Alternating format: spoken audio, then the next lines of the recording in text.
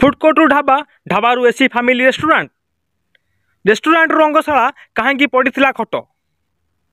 चंडीखोल बोलबल ढाबा ना आसी संगीन अभियोग एठारे प्रश्न मिलूला कि खटिया सेवा लोकों कथा यदि सत ढाबा को कहीं आसुले झील सरकार टंका छिड़ा होता ढाबार ए कान पछरे किए फुडकोर्टू ढाबा ढाबारू एसी फैमिली रेस्टोरेंट रेस्टोरेंट रंगशाला कहीं पड़ा खट चंडीखोल बोलबल ढाबा ना आसी संगीन अभियोग